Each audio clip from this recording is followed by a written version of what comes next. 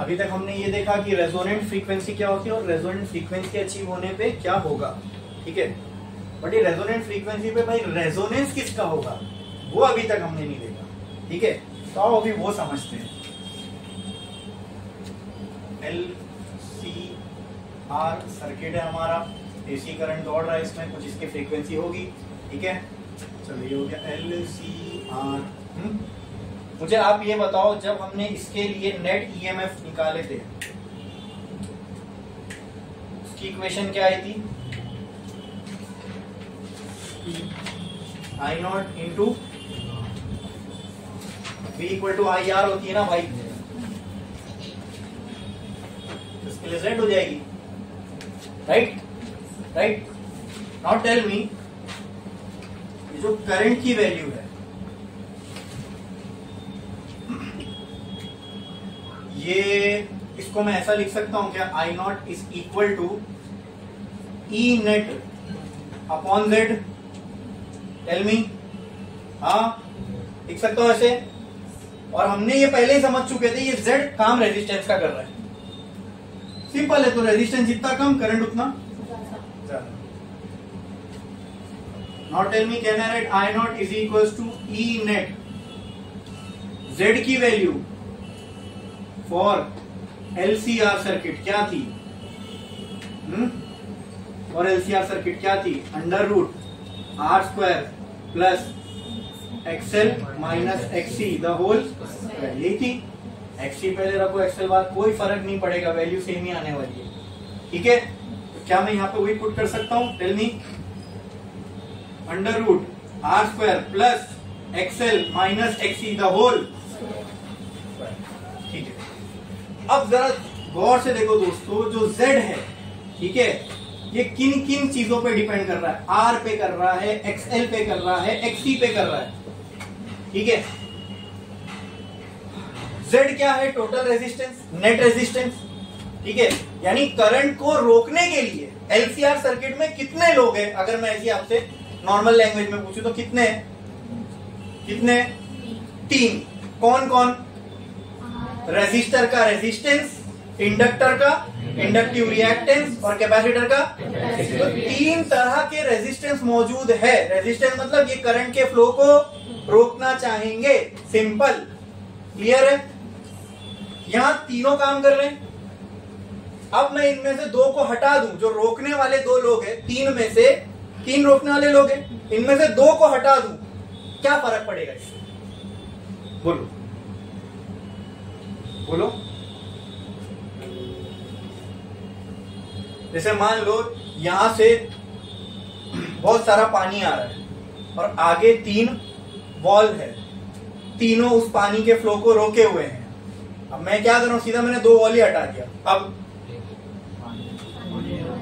पानी का फ्लो, या फिर 3 वॉल लगे हुए थे, ठीक है, इनमें से फिर भी थोड़ा बहुत पानी जा रहा था, ठीक है। मान लो 10,000 लीटर था, उसमें से 1000 लीटर, एग्जाम्पल लेता हूं, 1000 लीटर जा रहा था, ठीक है, क्योंकि तीनों मिलकर इसको रोकने की कोशिश कर रहे थे, लेकिन फिर भी पूरी तरीके से रोक नहीं पा रहे थे, पानी फिर भी जा रहा था, लेकिन तब 10,000 में से 1000 लीटर जा रहा था, एग्जाम्पल दे रहा हूं, ठीक है।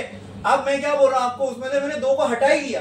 अब पता नहीं, तो ऐसा नहीं, थोड़ा सा क्लैरिटी में बताऊं मुझे। अब पहले 1000 लीटर जा रहा था, अब 1000 से ज्यादा ही जाएगा, 3, 4, 5 कितना भी जा सकता है। तो इतनी तो क्लैरिटी हमको इस एग्जांपल से ये मिल गई कि अब सर इस केस में जो पानी जाएगा वो यहाँ फ्लो किसका हो रहा था? करंट का। अरे भाई ये पूरी चीज, ये तीनों मिलके किसके, जैसे वहां पानी के फ्लो को रोक रहे थे, ये तीनों मिलके किसके फ्लो को रोक रहे हैं? करंट के फ्लो को रोक रहे हैं। अब इसमें से अगर मैं 2 को हटा ही दूं तो क्या होगा? किसका फ्लो बढ़ जाएगा?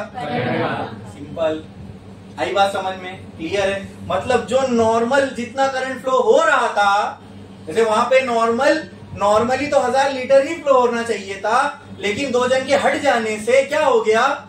अब ये नॉर्मल से ज्यादा फ्लो होने लग गया। क्लियर है?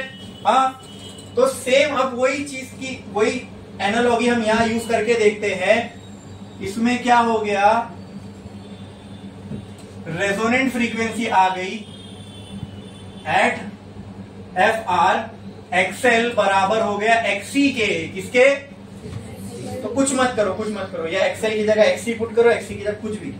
तो मैं क्या करता हूं, I not is equals to E not by under root R square plus, इस इक्वेशन में मैंने क्या कर दिया बोलो, XL square minus XL square, बस।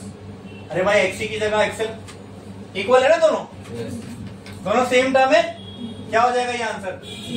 तो आई नॉट किसके बराबर रह गया, ई नॉट बटे root R square, root cancel, I not is equal to E not by, क्या ये सेम रेजिस्टेंस की इक्वेशन नहीं लग रही है, ई नॉट बाय आर?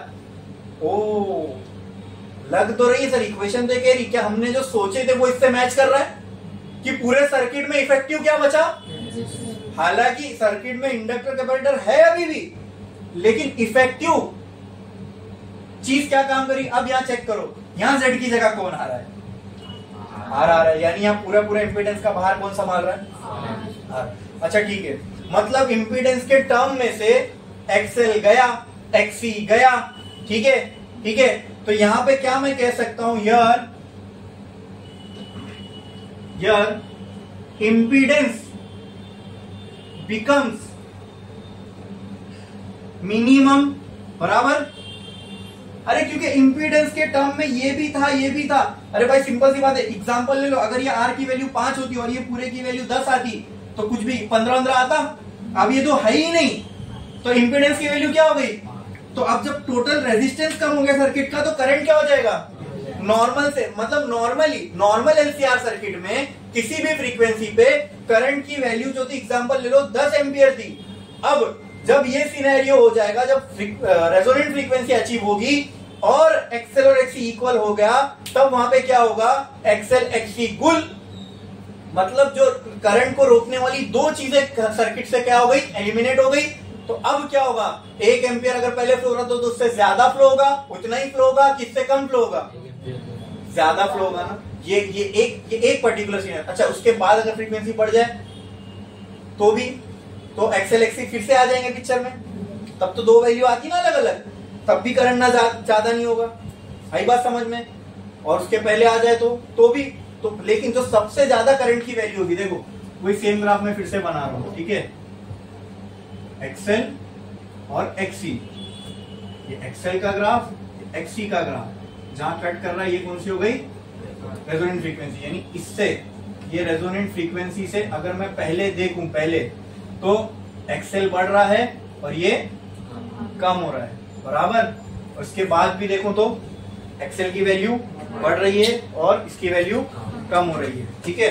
अच्छा, तो ये पूरा अभी जो मैंने अभी आपको समझाया, इससे एक क्लैरिटी आपको ये मिली क्या, कि अगर सर रेजोनेंट फ्रीक्वेंसी आ गई तो एक्सएल और एक्सी इक्वल हो जाएगा, और अगर ऐसा हुआ तो करंट का जो नॉर्मल फ्लो है वो नहीं रहेगा, करंट उससे ज्यादा फ्लो होगा। क्या ऐसी ही कुछ मैंने आपको थोड़ी देर पहले रेजोनेंस के बारे में बताया था, नॉर्मली जितना ऑक्सीलेट होता है उससे ज्यादा ऑक्सीलेट होगा। ये आई नॉट क्या है, आई नॉट करंट की मैक्सिमम वैल्यू तो है, यानी करंट पहले मैक्सिमम करंट लेट से ज्यादा करंट, लेट से एग्जांपल दे रहा हूं, ये होने से पहले मान लो ज्यादा से ज्यादा करंट 2 एम्पियर जा रहा था, तो अब ये होने की वजह से अब ज्यादा से ज्यादा करंट 5 एम्पियर जा सकता है, उससे वैल्यू करंट की बढ़ जाएगी। ये सिर्फ और सिर्फ कोई एक ही फ्रीक्वेंसी पे होगा, और वो फ्रीक्वेंसी क्या है, रेजोनेंट फ्रीक्वेंसी। कौन सी है? तो यहाँ क्लैरिटी हो गई, रेजोनेंस किसका हो रहा है, जो चीज सर अचानक बढ़ गई, क्या बढ़ी यहाँ अचानक, करंट। एग्जैक्टली, अब समझ में आया हमको सर, अब हो किसका रहा है रेजोनेंस, समझे। And why this happened, current का रेजोनेंस क्यों हुआ? नहीं, वो तो उसके बाद वो हुआ, फिर उसकी वजह से क्या हुआ, इंपीडेंस गॉट डिक्रीज्ड, सर्किट का टोटल रेजिस्टेंस ही कम हो गया। आई बात समझ में? क्लियर है? कोई डाउट है इसके अंदर? तो कहना है से अब अगर मैं करंट और फ्रीक्वेंसी का ग्राफ बनाऊं, ठीक है, करंट और फ्रीक्वेंसी का ग्राफ बनाऊं, तो मुझे आप बताओ कि ये फ्रीक्वेंसी पे, जो फ्रीक्वेंसी एफ आर है, इस फ्रीक्वेंसी पे क्या होगा। अच्छा, इस फ्रीक्वेंसी के पहले क्या एक्सएल और एक्सी दोनों काम करेंगे? बोलो एक्सएल और एक्सी दोनों काम करेंगे। हाँ, तो करंट ज्यादा होगा कम होगा? जब सब मौजूद है तो करंट क्या होगा? कम होगा। ठीक है, इस फ्रीक्वेंसी के बाद भी, इस फ्रीक्वेंसी के बाद कोई भी एक फ्रीक्वेंसी पकड़ लो, वहां पर भी एक्सएल एक्सी दोनों की वैल्यू अलग अलग होगी, तो तब भी जेड की वैल्यू में ये पूरा आएगा, तब भी करंट क्या होगा? मतलब सबसे मैक्सिमम करंट सिर्फ ये एफ आर पे ही हो सकता है, उससे पहले भी कम होगा, उसके बाद भी कम होगा। इसका मतलब मैं इसका ग्राफ कुछ ऐसा बना सकता हूं, समझे? मतलब ये इस फ्रीक्वेंसी पे ही करंट की वैल्यू क्या मिलेगी? मैक्सिमम। इससे पहले भी कम है, इसके बाद भी कम है, तो ऐसी ग्राफ बन सकता है ना इसका। आई बात समझ में? क्लियर है? क्लियर है? समझ में आया? चलो चलो चलो, इसके करस्पॉन्डिंग एक और ग्राफ बनाते हैं, इसके करस्पॉन्डिंग इम्पीडेंस वर्सेस फ्रीक्वेंसी का। ठीक है, इसी रेजोनेंस, मान लो ये है रेजोनेंस फ्रीक्वेंसी, जहां करंट मैक्सिमम होगा, जाहिर सी बात है भाई, जहां करंट मैक्सिमम होगा रेजिस्टेंस क्या होना चाहिए? मिनिमम। मतलब क्या? अगर यहाँ पे इस फ्रीक्वेंसी पे करंट मैक्सिमम मिल रहा है, तो इसी फ्रीक्वेंसी पे इंपीडेंस कितना होना चाहिए? मिनिमम, कम नहीं, मिनिमम क्या होना चाहिए? मिनिमम। अच्छा, अब इस फ्रीक्वेंसी से पहले देखता हूं मैं, इस फ्रीक्वेंसी से पहले देखता हूं मैं, तो क्या इंपीडेंस में एक्सएल एक्सी दोनों आ रहे थे, तो इंपीडेंस ज्यादा होगा कि कम होगा? ज्यादा होगा ना भाई। यहाँ पर तो इंपीडेंस में सिर्फ आर है, एक आदमी है, इससे पहले इंपीडेंस के साथ एक्सएल एक्सी दोनों थे, इसके बाद इंपीडेंस में एक्सएल एक्सी दोनों थे। तो मुझे बताओ रेजोनेंट फ्रीक्वेंसी से पहले इंपीडेंस ज्यादा होगा कि कम होगा? ज्यादा होगा। रेजोनेंट फ्रीक्वेंसी के बाद, तो एक रेजोनेंट फ्रीक्वेंसी पे सबसे कम होना चाहिए, इसके बाद भी ज्यादा और इससे पहले भी ज्यादा। क्या ऐसा होगा इसका ग्राफ? हाँ देखो, करंट का बिल्कुल उल्टा। हाँ, ये क्या, ये किसकी वैल्यू हो गई? ये किसकी वैल्यू हो गई? जेड। इससे नीचे हो सकती है क्या भाई जेड की वैल्यू? नहीं हो सकती है। तो यही पॉइंट पे मैं बोल सकता हूँ जहाँ एक्सएल एक्सी बराबर हो गया, वहां जेड क्या हो जाएगा? मिनिमम। क्या हो जाएगा? मिनिमम। मतलब दोस्तों कहना है से for a particular value of frequency, सिर्फ एक ही वैल्यू होगी फ्रीक्वेंसी की जहां पर करंट की वैल्यू क्या होगी? मैक्सिमम होगी फॉर अ गिवन सर्किट। आई बात समझ में? ठीक है। अच्छा, और ये फ्रीक्वेंसी की वैल्यू, रेजोनेंट फ्रीक्वेंसी, हम रेजोनेंट फ्रीक्वेंसी, ये जो रेजोनेंट फ्रीक्वेंसी है, अब मैं चाहता हूँ ये यहाँ नहीं मिले, मुझे यहाँ मिले, तो उसके लिए क्या करना पड़ेगा? Exactly, very good. उसका फॉर्मूला चेक करो ना, वहां पे दिया हुआ है एल और सी। एल और सी की वैल्यू चेंज करो, मतलब ये सर्किट में जो इंडक्टेंस और कैपेसिटेंस है इसको चेंज करो, तो रेजोनेंट फ्रीक्वेंसी अब यहाँ मिल रही थी, यहाँ मिल सकती है, यहाँ मिल सकती है, कहीं भी मिल सकती है। समझ में आया? बोलो इसमें किसी को कोई डाउट है? क्लैरिटी आ गई पूरी? अब ये भी समझ में आ गया रेजोनेंस कब से बोल रहा था, अब समझ में आया कि ये अचीव होने से अचानक में किसका इंक्रीज होता है? करंट का। यहाँ रेजोनेंस किसका हो रहा है? करंट का हो रहा है। ठीक है, अब यहाँ अचानक में एक और चीज हो रही है कि जेड कम हो जा रहा है, लेकिन रेजोनेंस में हम वो चीज कंसीडर करते हैं जो अचानक में बढ़ रही है। ठीक है, यहाँ कौन वो इफेक्ट हमको किसमें देखने को मिल रहा है? करंट में देखने को मिल रहा है। किसमें? तो अच्छा, इसमें क्या ये तीनों सीरीज में लगे हुए थे, इसलिए हम इस टाइप के रेजोनेंस को सीरीज रेजोनेंस सर्किट बोलते हैं। क्या बोलते हैं? क्योंकि हमको एक और टाइप का रेजोनेंस सर्किट पढ़ना है, पैरेलल रेजोनेंस सर्किट। उसमें देखेंगे हम चीजें उल्टी हो जाएंगी, यहाँ रेजोनेंस करंट का हो रहा है, वहां रेजोनेंस किसी चीज और चीज का होगा। सिंपल ये चेक करना ना, रेजोनेंस नाम देना ना आपको, रेजोनेंस किसका हो रहा है वो देखो जो फटाक से बढ़ रही है। हमने देखा ये इससे पहले ये मिनिमम थी, इसके बाद भी ये मिनिमम थी, एक पर्टिकुलर फ्रीक्वेंसी पे इसकी मैक्सिमम वैल्यू, तो उसी का रेजोनेंस हो रहा है। बोलो क्लियर है? बोलो क्लियर है? ये चीज समझ में आई? बोलो ये चीज समझ में आई? हाँ कि नहीं? समझ में आया? पक्का? सीरीज रेजोनेंस सर्किट क्यों बोल रहे हैं इसको, ये भी समझ में आया? क्योंकि एलसीआर तीनों किसमें लगे हुए हैं? सीरीज में। अब इसका एक एप्लीकेशन है, और उस एप्लीकेशन का एग्जांपल जब मैं लूंगा ना, तो फिर आपको आगे चल के हम इसके आगे जो और टॉपिक पढ़ने, हमको बैंडविड्थ और क्वालिटी फैक्टर, वो बहुत अच्छे से समझ में आएगा। ठीक है, पहले एक काम करो, एक लाइन छोड़ो, स्टार डालो और लिखो सीरीज रेजोनेंट सर्किट। लिखे ना हमने resonance in AC circuit.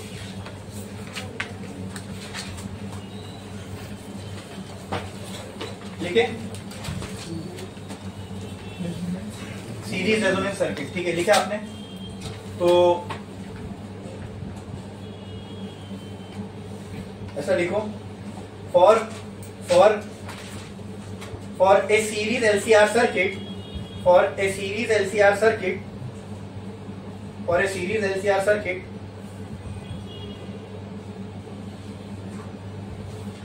there will be one unique frequency there will be one unique frequency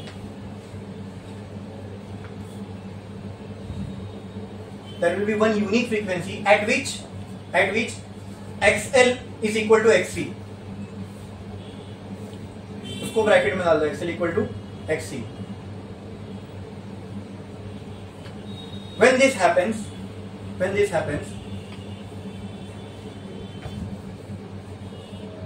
the impedance of the circuit becomes minimum.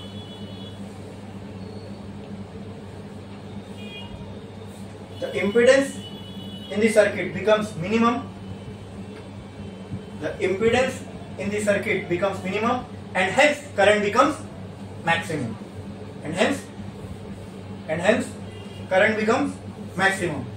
This phenomena is called as resonance.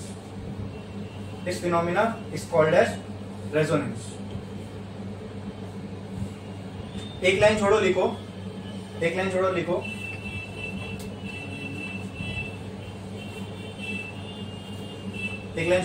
Here resonance of current is taking place. Here resonance of current is taking place. यानी इस वाली frequency पे सिर्फ और सिर्फ इसी current की value maximum होगी. ठीक है, यहाँ पे एक और समझ लो, यहाँ पे ध्यान दो, इधर देखो. अगर मैं ये फ्रीक्वेंसी लूं तो क्या ये रेजोनेंट फ्रीक्वेंसी है? नहीं ना भाई, रेजोनेंट फ्रीक्वेंसी कोई एक ही हो सकती है. क्या ये रेजोनेंट फ्रीक्वेंसी है? तो अगर इस पे जो करंट की वैल्यू मैं लूंगा क्या वो मैक्सिमम होगी? ग्राफ भी यही कह रहा है, वही हमने लिखा. रेजोनेंट फ्रीक्वेंसी के अलावा कोई और वैल्यू करंट की मैक्सिमम इसीलिए तो बोल रहे हैं हम लोग. अरे बोलो, क्लियर है? समझ में आया? हाँ, तो एक लाइन छोड़ो, स्टार डालो, लिखो some mathematical relations related to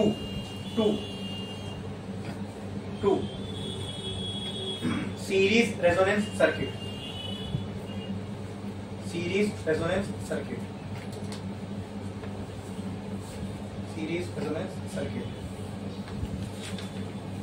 ये छाप दो.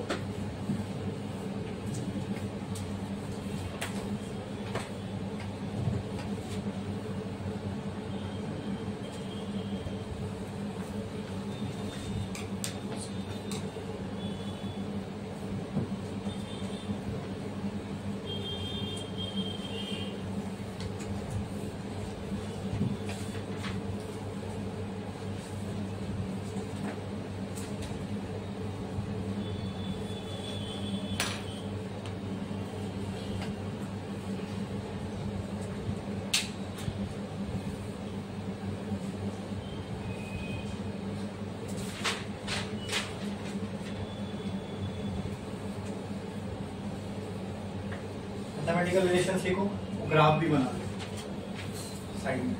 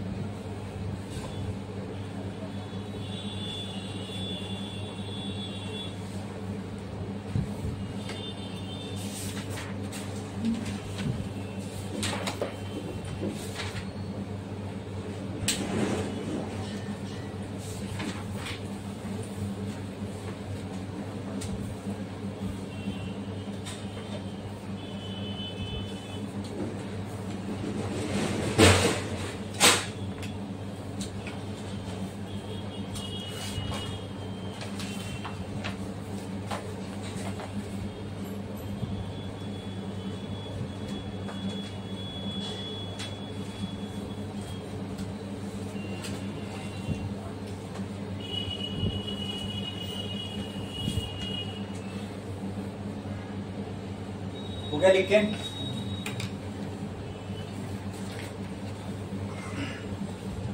अब यहां पे एक चीज देखो, अगर आई नॉट की हम वैल्यू निकाल रहे हैं, आई नॉट की वैल्यू में हमने देखा कि ये पूरा टर्म एलिमिनेट हो गया, मतलब रेजिस्टेंस कम हो गया। तो अब जो भी करंट आपको मिलेगा क्या वो मैक्सिमम करंट होगा? इस केस में जो करंट था वो थोड़ी मैक्सिमम करंट था, वो तो नॉर्मल करंट था। ठीक है, इतना करंट तो नॉर्मली फ्लो हो ही रहा था सर्किट से। एक पर्टिकुलर केस में ये हुआ कि ये चीजें एलिमिनेट हो गई, बचा क्या? तो कहना से for series resonance circuit LCR circuit behave as purely resistive circuit.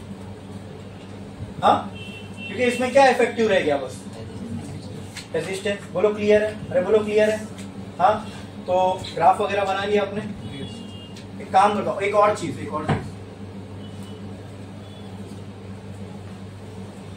Power का क्या होगा? अगर मान लो मैं इससे आपसे पूछूं पावर के साथ क्या होगा? अगर ये इसमें करंट, इस सर्किट में करंट फ्लो हो रहा है, वोल्टेज भी फ्लो हो रहा है, तो पावर भी तो होगी ना। तो पावर वर्सेस फ्रीक्वेंसी का ग्राफ बनाता हूं मैं, ठीक है? तो एट रेजोनेंट फ्रीक्वेंसी पावर के साथ क्या होगा? तो कुछ मत करो, आप पावर का फॉर्मूला है आपके पास, पावर प्योरली रेजिस्टिव बन गया ना अब ये। तो कॉस फाई की वैल्यू क्या हो जाएगी? 1 हो जाएगी ना भाई, कॉस फाई बचेगा ही नहीं। तो ये हो जाएगा E0/√2 इंटू I0 बाय, तो P इक्वल टू E0 को क्या मैं ऐसा लिख सकता हूँ? I0 into R into I0 /√2। बोलो ना, लिख सकता हूँ कि नहीं? बोलो। ठीक है, तो इसको मैं ऐसा लिख सकता हूँ, P can be written as I0² बोलो क्लियर है? मतलब मैंने कुछ नहीं किया, बस मुझे ग्राफ बनाना था ना, तो मैंने पावर की इक्वेशन को करंट के टर्म्स में लाया। क्यों करंट के टर्म्स में लाया? क्योंकि यहाँ करंट का चेंज दिख रहा है ना, इसलिए करंट के टर्म्स में लेके आ गया चेंज। अगर करंट मैक्सिमम हो जाएगा तो पावर के साथ क्या होगा? पावर के साथ क्या होगा? करंट बढ़ जाएगा तो पावर के साथ क्या होगा?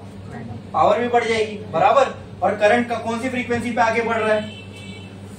बोलो, रेजोनेंट फ्रीक्वेंसी। मतलब इससे पहले भी पावर क्या रही होगी? कम। देखो करंट बढ़ रहा है तो पावर बढ़ेगी, मतलब जहां करंट मैक्सिमम हुआ।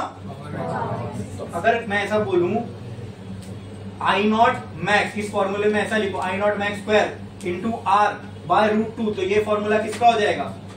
मैक्सिमम पावर का। जहां करंट मैक्सिमम हुआ पावर मैक्सिमम, क्योंकि R तो कांस्टेंट है, R तो बोलो क्लियर है? तो अगर करंट का मैक्सिमम होता है FR पे, तो पावर भी का मैक्सिमम होगी रेजोनेंट फ्रीक्वेंसी पे। तो उससे पहले पावर क्या रही होगी?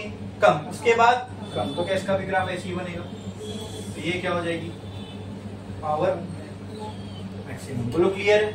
बोलो क्लियर है? समझ में आया? और ये चीज तो हमने ऑलरेडी डिस्कस कर ली है। For series resonance circuit, LCR circuit behaves as purely resistive circuit. ये ग्राफ भी बना लो, फिर उसके बाद जो मैं ये स्टेटमेंट बोल रहा हूँ वो लिखो। ये ग्राफ भी बना लो।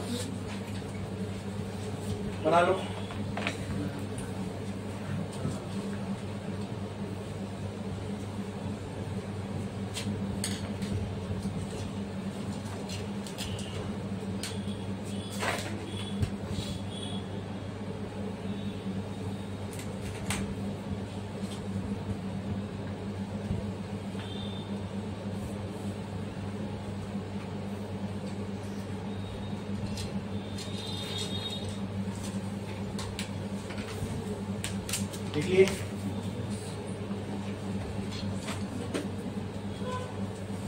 बना लिए, ठीक है। उसके बाद एक स्टेटमेंट बोल रहा हूं, लिखो फॉर सीरीज रेजोनेंट सर्किट, लिखो for series resonance circuit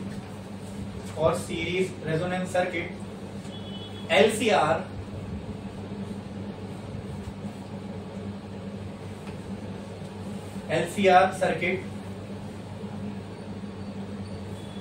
for, लिखो in series resonance circuit, cut कर दो उसके आगे का, इन सीरीज रेजोनेंस सर्किट लिखे ना, उसके आगे का सर्किट कट कर दो। In series resonance LCR circuit behaves as purely resistive circuit. Behaves as purely resistive circuit. अगर सर्किट प्योरली रेजिस्टिव हो गया तो फाई की वैल्यू क्या हो जाएगी? 0 और कॉस फाई की value 1। therefore for series resistance, for series resonance, cos phi is equals to 1। cos phi equal to 1। अब भाई cos phi 1 क्यों आया? क्योंकि phi 0 था। phi क्यों 0 था? क्योंकि रेजिस्टिव सर्किट है, कोई फेज का डिफरेंस होगा ही नहीं, पूरी चीजें कनेक्टेड है। देखो, हाँ समझा? कुछ बाकी है इसमें, कुछ डाउट है तो बताओ। मतलब कुछ आपको नहीं समझ में आया इसमें से तो वो बताओ, बोलो। जो भी अभी तक हमने देखा, क्या इसके अंदर किसी को कुछ भी डाउट है? अगर है तो बोलो।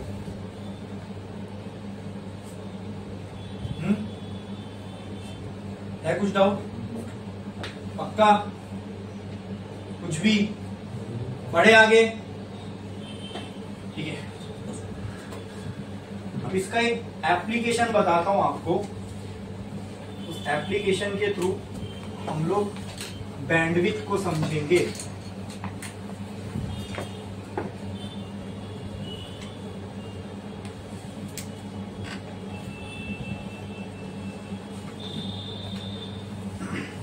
अब ये जो सीरीज एलसीआर सर्किट जो है, ठीक है, ये हमारे एक पुराने डिवाइस में यूज होता था, इसका नाम था रेडियो।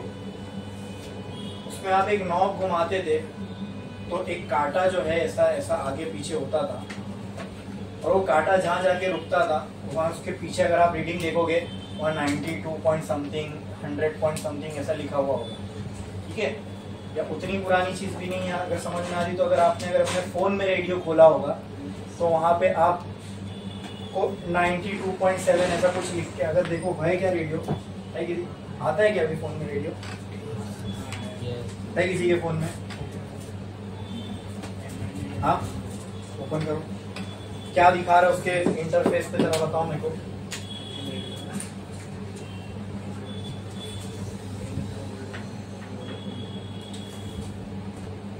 ओपन हुआ, क्या लिख के आ रहा है सामने?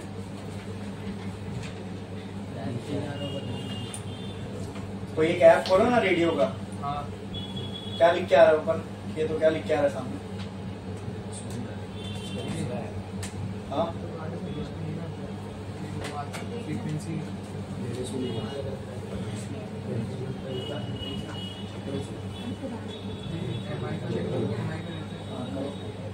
है रेडियो ऐप है, ओपन करो ना। कुछ चालू नहीं होगा चलेगा, खाली क्या दिखा रहा है उसमें? ओपन करोगे तो कुछ इंटरफेस पे सामने कुछ तो दिखाएगा ना। क्लॉक ऐप खोलते तो सामने कुछ घड़ी बन के आएगी, नंबर लिख के आएगा, कुछ तो आएगा। लिखा हुआ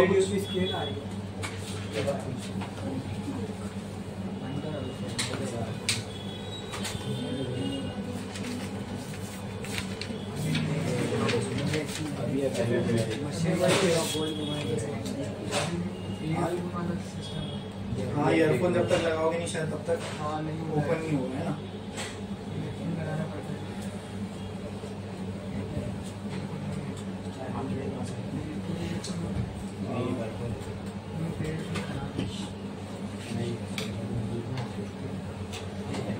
फिर भी मेरे को चलो एक चीज समझानी हो, यहाँ से समझ में आएगी, खाली ये बताना था कि इसमें कैसा इसका एप्लीकेशन है। अभी एक रेडियो ऐप है, ईयरफोन लगाएगा तभी चालू होगा, वो ईयरफोन एंटीना का काम करता है, फिर वो कैच करने लगेगा। ठीक है, अभी देखो यहाँ पे एक ऐड करने बोला, मतलब मैं कोई रेडियो स्टेशन ऐड कर सकता हूँ, तो इसमें झट से देखो क्या लिखा हुआ है यहाँ पे, आप पढ़ के बताओ, जोर से बोलो। फ्रीक्वेंसी, बस ये वर्ड मेरे को समझाना था आपको। यहाँ क्या लिखी हुई है? फ्रीक्वेंसी ना, ठीक है, और फ्रीक्वेंसी की एक रेंज दी हुई है 87.5 to 108। हाँ, ठीक है। तो अब जब ये ऑन होगा तो जब इसको आप ऑन करोगे तो आपको रेडियो चैनल सुनने में आएंगे। ठीक है, क्या आपने उन रेडियो चैनल पे ऐसा सुने हो 93.1, 98.5, 108.5 बिग एफएम? मेरे को उनके नंबर याद नहीं है, लेकिन ऐसी कुछ वो चैनल्स के नंबर होते हैं ना। तो अगर कोई चैनल कहता है कि 93.1 बिग FM 105.8 रेड FM। तो क्या लगता है आपको ये क्या है?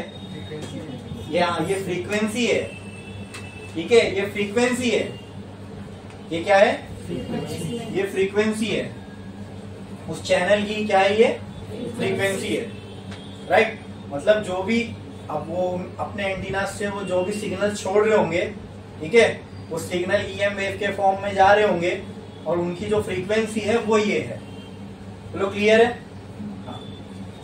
अब हमारे फोन में जो एंटीना है वो क्या काम करता है? वो इनको कैच करेगा। अभी भी आ रही होगी उनपे, ये सारी फ्रीक्वेंसी मौजूद है, फोन पे गिर रही होगी राइट नाउ, लेकिन कोई भी चैनल आपको सुनाई नहीं दे रहा है। सुनाई दे रहा है क्या? अभी नहीं सुनाई दे रहा है। सबके फोन में एंटीना है, ठीक है, लेकिन कोई रेडियो चैनल की आवाज आपको अभी नहीं आ रही है। इलेक्ट्रोमैग्नेटिक वेव हमारे आसपास मौजूद है, गिर रही होगी फोन पे, हमको भी टकरा रही होगी, ठीक है, लेकिन आ रही है आवाज? नहीं आ रही है, ठीक है। अब ऐसा क्यों होता है समझो। आपके फोन में एक सर्किट होगा, एक एंटीना होगा जो इन फ्रीक्वेंसीज को कैच कर रहा है, इन फ्रीक्वेंसीज को कैच कर रहा है, बराबर, ठीक है। Current versus frequency. आपने क्या किया? जो भी आपके फोन में एक ऐसा डिवाइस होगा, वो एंटीना होगा जो इन फ्रीक्वेंसीज को कैच कर रहा होगा, बराबर। अब जब आप जैसे लेट से आपने रेडियो ऐप खोला, खर आवाज आने लगती है, हाँ, आप बढ़ाए वहां पे कुछ होगी 80, 87, 86 कुछ भी फ्रीक्वेंसी होगी, आपने बढ़ाया, ठीक है। तो मुझे आप बताओ FR का फॉर्मूला क्या था? 1/2π√LC। क्या थी? ये था FR का फॉर्मूला। यानी जब आपके फोन में जब लिखा है 86 पॉइंट समथिंग, सीधी सी बात है, वो फ्रीक्वेंसी है। वो क्या है? मतलब अब आपका फोन ये फ्रीक्वेंसी कैच कर रहा है, वो ये बता रहा है भाई, नंबर कुछ सामने बता रहा है, इसका मतलब वो फोन से रिलेटेड होगा ना, कुछ रीडिंग दे रहा है, मतलब आपके फोन में अब ये फ्रीक्वेंसी आ रही है। इतनी बात समझ में आई? यानी फोन का एंटीना एग्जांपल के तौर पर उतनी नंबर ऑफ फ्रीक्वेंसी कैच कर रहा है। 86 पे जो भी फ्रीक्वेंसी आ रही होगी उसको क्या कर रहा होगा? कैच कर रहा होगा।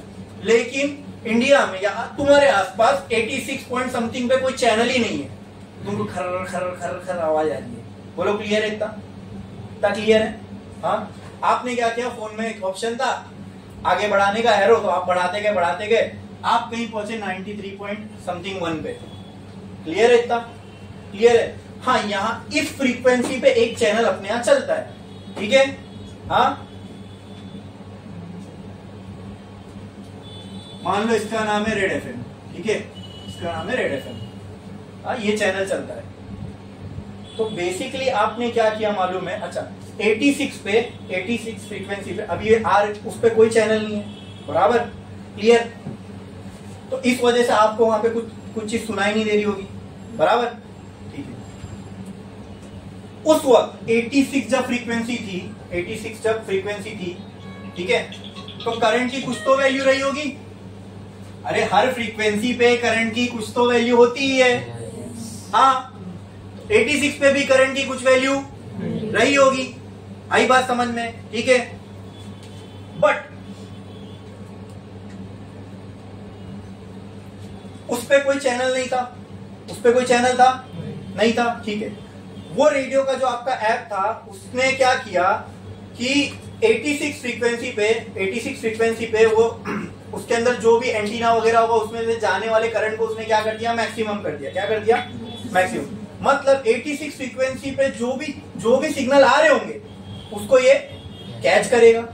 और इसके अलावा देखो, अगर मान लो जो भी फ्रीक्वेंसी उस पे सेट है, ठीक है, उस फ्रीक्वेंसी के लिए करंट की वैल्यू क्या हो जाएगी? मैक्सिमम। क्या हो जाएगी? अगर उस फ्रीक्वेंसी के लिए करंट की वैल्यू मैक्सिमम है तो अगर उस फ्रीक्वेंसी पे कोई चैनल होगा तो वो आपको सुनाई देगा। आई बात समझ में मैं क्या बोल रहा हूं? ठीक है। अगर आप पुराने रेडियो को अगर थोड़ा सा इमेजिन कर पाओ तो उसमें एक नॉब होता था, वो नॉब घुमाने से एक कांटा आगे पीछे होता था, वो कांटे अब वो जो आप नॉब घुमा रहे हो ना, तो आप बेसिकली क्या कर रहे हो मालूम है? आप रेजोनेंट फ्रीक्वेंसी की वैल्यू चेंज कर रहे हो। सेम वे जब आप फोन में वो एरो को ऐड बढ़ा रहे हो 86 से 87, बेसिकली आप क्या कर रहे हो मालूम है, आप रेजोनेंट फ्रीक्वेंसी की वैल्यू चेंज कर रहे हो। रेजोनेंट फ्रीक्वेंसी की वैल्यू चेंज कर रहे हो मतलब आप इंडक्टेंस और कैपेसिटेंस की वैल्यू को चेंज कर रहे हो। जब ये चेंज होगी तभी तो रेजोनेंट फ्रीक्वेंसी चेंज होगी ना। आई बात समझ में? क्लियर है? ठीक है। तो जो रेजोनेंट फ्रीक्वेंसी हम सेट करेंगे उसके लिए करंट की वैल्यू क्या हो जाएगी? मैक्सिमम। क्या हो जाएगी? अब मान लो कि अगर मैं उस फ्रीक्वेंसी को चेंज करते करते करते करते यहां पे पहुंच गया, ठीक है। अब इस फ्रीक्वेंसी के लिए करंट की वैल्यू क्या हो गई? क्या हो गई? मतलब अगर इस फ्रीक्वेंसी के लिए करंट की वैल्यू मैक्सिमम है तो ये जो भी सिग्नल होंगे, यहां से जो भी सिग्नल आ रहे होंगे, अगर कोई सिग्नल है ही नहीं तो कुछ कैच होगा ही नहीं। बराबर। अगर इस फ्रीक्वेंसी के लिए करंट की वैल्यू मैक्सिमम हो गई और अगर इस पे कुछ चीज चल रही है तो वो भी फोन के सिग्नल एंटीना के थ्रू फोन के जो सर्किट बोर्ड है उसके अंदर जाएगी। बराबर। क्यों? क्योंकि इस फ्रीक्वेंसी के लिए अब करंट क्या हो गया? मैक्सिमम हो गया। क्या हो गया? तो उस फ्रीक्वेंसी पे जो भी चैनल होगा वो आपको सुनाई देगा, ठीक है। अब मान लो इससे हम और आगे बढ़ गए, 95 हर्ट्ज पे चले गए, एग्जांपल 95 हर्ट्ज। मैं देखो मैं यहाँ फ्रीक्वेंसी जब चेंज करने की बात कर रहा हूँ ना, ये तो हम ये नॉर्मल फ्रीक्वेंसी नहीं चेंज कर रहे, हम रेजोनेंट फ्रीक्वेंसी चेंज कर रहे हैं। क्या कर रहे हैं? जब मैं बोल रहा हूँ आप मोबाइल में एरो दबा रहे हो या आपके रेडियो में आप नॉब घुमा रहे हो, तो मैं फ्रीक्वेंसी चेंज करने की बात नहीं कर रहा हूँ, मैं रेजोनेंट फ्रीक्वेंसी चेंज करने की बात कर रहा हूँ। तो ये कंफ्यूजन मत क्रिएट करना दिमाग में। मैं जो फ्रीक्वेंसी, मैंने क्या कहा, रेजोनेंट फ्रीक्वेंसी की वैल्यू आप चेंज कर सकते हो। क्या चेंज करके? एल और सी की वैल्यू चेंज करके। मतलब मैं नॉब घुमा रहा हूं तो बेसिकली अंदर क्या हो रहा है मालूम है? एल और सी की वैल्यू चेंज हो रही है। उसके चेंज होने से क्या चेंज हो रहा है? रेजोनेंट फ्रीक्वेंसी चेंज हो रही है, ठीक है। अगर रेजोनेंट फ्रीक्वेंसी 80 थी तो 80 के लिए करंट की एक मैक्सिमम वैल्यू होगी। बराबर। 90 थी तो 90 के लिए करंट की एक मैक्सिमम वैल्यू होगी। बराबर, ठीक है। जिस भी फ्रीक्वेंसी के लिए करंट मैक्सिमम होगा वो फ्रीक्वेंसी कैच करेगा। मेरी बात को एकदम ध्यान से समझो, कुछ भी इसमें कंफ्यूजन है तो बोलना, ठीक है। फिर से अगर मैं फोन में एरो से नंबर बढ़ा रहा हूं, ठीक है, या रेडियो में नॉब घुमा रहा हूं, तो मैं क्या चेंज कर रहा हूं? फ्रीक्वेंसी या रेजोनेंट फ्रीक्वेंसी? रेजोनेंट फ्रीक्वेंसी, ठीक है। क्लियर है? ओके। रेजोनेंट फ्रीक्वेंसी चेंज किसके चेंज होने से होगी? एल और सी की, ठीक है। मुझे लग रहा है मैं फ्रीक्वेंसी चेंज कर रहा हूं, लेकिन एक्चुअल सर्किट में क्या चेंज हो रहा है? एल और सी की वैल्यू चेंज हो रही है और उसके करस्पॉन्डिंग किसकी वैल्यू बदल रही है? रेजोनेंट फ्रीक्वेंसी की। तो हर रेजोनेंट फ्रीक्वेंसी, अगर मान लो 80 मेरी रेजोनेंट फ्रीक्वेंसी है तो 80 के लिए करंट की वैल्यू मैक्सिमम हो जाएगी। बराबर। देखो सर्किट के अंदर करंट की कोई ना कोई मैक्सिमम वैल्यू तो होगी, करंट की एक मैक्सिमम वैल्यू तो होगी ही होगी, चाहे तुम फ्रीक्वेंसी बदलो चाहे नहीं बदलो, करंट की एक मैक्सिमम वैल्यू होगी। लेकिन मैं क्या कह रहा हूं, वो करंट की मैक्सिमम वैल्यू किस फ्रीक्वेंसी पे मिलेगी वो हम चेंज कर सकते हैं। वो हम फॉर एग्जाम्पल, अगर करंट की एग्जाम्पल लेके चलता हूं, अगर किसी सर्किट में से फ्लो होने वाला करंट 2 एम्पियर है, मैक्सिमम करंट 2 एम्पियर है, तो ये तो रहेगी ना, 2 एम्पियर तो मैक्सिमम वैल्यू रहेगी। लेकिन अभी 2 एम्पियर खींचना है मुझे, 2 एम्पियर आ नहीं रहा है, 2 एम्पियर इसकी मैक्सिमम वैल्यू है। एसी देखो ना, 2 एम्पियर इसकी मैक्सिमम वैल्यू है। क्या है? करंट तो मुझे आरएमएस मिलता है, मैक्सिमम थोड़ी ना मिलता है। करंट मुझे कौन सा मिलता है? मुझे चाहिए मैक्सिमम वैल्यू। ये वैल्यू सिर्फ एक ही चीज पे आ सकती है, वो क्या? रेजोनेंट। तो मुझे क्या करना पड़ेगा सर्किट में? एक्सएल बराबर एक्ससी करना पड़ेगा, तभी करंट की क्या वैल्यू अचीव होगी? Maximum value. तभी क्या होगी? मैक्सिमम। अब जिस फ्रीक्वेंसी की वैल्यू पे करंट मैक्सिमम मिला उसी को हम क्या बोलते हैं? क्या बोलते हैं? रेजोनेंट फ्रीक्वेंसी, ठीक है। तो ये करंट की मैक्सिमम वैल्यू मुझे 80 पे भी मिल सकती है भाई, मुझे 100 पे भी मिल सकती है। बोलो, यहाँ करंट की मैक्सिमम वैल्यू चेंज हो रही है क्या? मैं तो बहुत से लोग को एक कंफ्यूजन ना क्रिएट हो इसलिए मैं इतना डिटेल में सब चीज बता रहा हूँ, एकदम सिस्टमेटिकली सब चीज एक्सप्लेन कर रहा हूँ कि सर हम ये बढ़ा रहे तो करंट की भी वैल्यू चेंज होगी। नहीं, मैक्सिमम वैल्यू तो करंट की कोई एक ही हो सकती है। मैं क्या बोल रहा हूँ, करंट की मैक्सिमम वैल्यू, ठीक है, जो भी होगी मुझे वो चाहिए। वो कब मिलेगी, बोलो कब मिलेगी, कौन सी फ्रीक्वेंसी पे मिलेगी, रेजोनेंट फ्रीक्वेंसी पे। रेजोनेंट फ्रीक्वेंसी पे, रेजोनेंट फ्रीक्वेंसी को मैं कंट्रोल कर सकता हूं, बराबर। मैंने क्या किया, एल और सी के ऐसी कुछ सेटिंग बिठाई, कुछ भी आप इसमें नंबर पुट करोगे तो एफ आर की वैल्यू कुछ भी ला सकते हो क्या। जैसे एग्जांपल 1 2 यहाँ 10, ये 100 कर दिया मैंने, एग्जांपल ले लो, इसको 10 इसको 10 कर दिया तो ये √10 √100 हटेगा 10 हो जाएगा। 10 2 200, 1/200, 1/200 पाई होगा ना ये, हाँ सॉरी 1/20 बराबर। और 1/20 को जब मैं डिवाइड करूंगा तो कुछ तो मेरे को वैल्यू आएगी, बोलो 0.05 हर्ट्ज समथिंग, मतलब 0.05 हर्ट्ज पे करंट मैक्सिमम मिलेगा। ये हो गया। अरे आ रही है बात समझ में? तो करंट तो मैक्सिमम मौजूद है, ठीक है, कितनी फ्रीक्वेंसी पे मिलेगा ये कौन डिसाइड कर सकता है, मैं। क्या करके, एल और सी की, तो मैंने डिसाइड किया एल और सी को ऐसा सेट करो कि 80 पे अपने को करंट क्या मिले, मैक्सिमम मिले। कर दिया मैंने, इसको कुछ ऐसा सेट किया कि रेजोनेंट फ्रीक्वेंसी कितनी बन गई, 80। कितनी बन गई, 80। क्या कितनी बन गई, अब ये 80 एम्पियर पे, ये 80 हर्ट्ज पे करंट क्या होगा, मैक्सिमम। क्या होगा, तो जितने एंटीना पे 80 हर्ट्ज वाले सिग्नल गिर रहे होंगे ये उनको क्या करेगा, कैच करेगा। क्या करेगा, और उस 80 हर्ट्ज के लिए करंट की वैल्यू क्या है, मैक्सिमम, मतलब उसको कोई रुकावट, मतलब वो सिग्नल को कोई रुकावट इसके अलावा जितने उनको रोकेगा ना। अरे क्योंकि करंट की मैक्सिमम वैल्यू एक ही फ्रीक्वेंसी के लिए वैलिड है। 80 की होगी तो एंट्री है, 81 की होगी तो नहीं है, 82 की होगी तो अगर इस एंटीना पे 82 की भी फ्रीक्वेंसी गिर रही है, फ्रीक्वेंसी तो सारी गिर रही है भाई, आ रही है ना मेरी बात समझ में। फ्रीक्वेंसी तो इस एंटीना पे सब गिर रही है, 82 83 85 79 सब, लेकिन मैंने अंदर क्या सेट किया, रेजोनेंट फ्रीक्वेंसी 80। तो इस एंटीना पे जो 80 वाली फ्रीक्वेंसी होगी वही सर्किट एक्सेप्ट करेगा। क्यों, क्योंकि उसी के लिए करंट क्या है, मैक्सिमम होगा। अगर उस 80 पे उसके लिए मैक्सिमम हो गया, अगर उस 80 के फ्रीक्वेंसी पे कोई चीज साथ में है, जैसे साउंड सिग्नल है, इलेक्ट्रिकल सिग्नल है, तो वो मुझे मेरे डिवाइस में देखने को मिलेगा या सुनने को मिलेगा, ठीक है। टीवी टेलीविजन में भी यही होता है, फोन में भी यही होता है, रेडियो में भी यही होता है। आई बात समझ में? हाँ। अब फिर मैं एग्जांपल देता हूं, मेरे हाथ में रेजोनेंट फ्रीक्वेंसी को चेंज करना, मेरे हाथ में रेजोनेंट फ्रीक्वेंसी को चेंज करना, मैंने रेजोनेंट फ्रीक्वेंसी को बोला 93.1 रखते हैं।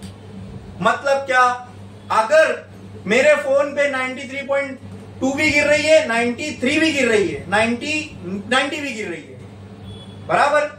मैंने फोन में क्या सेट किया, रेजोनेंट फ्रीक्वेंसी, तो ये सारे सिग्नल एंटीना पे गिर रहे हैं, लेकिन करंट किसके लिए सिर्फ मैक्सिमम है। मतलब करंट अंदर काम तभी चलेगा जब 93 वाली आएगी, बाकी सबको चौकड़ी, किसी को एंट्री नहीं है। आई बात समझ में? तो मैंने रेजोनेंट फ्रीक्वेंसी अंदर क्या सेट कर रखी है, 93 पॉइंट। सिग्नल तो एंटीना पे सभी गिर रहे होंगे, आएगा खाली कौन, एंट्री किसकी है।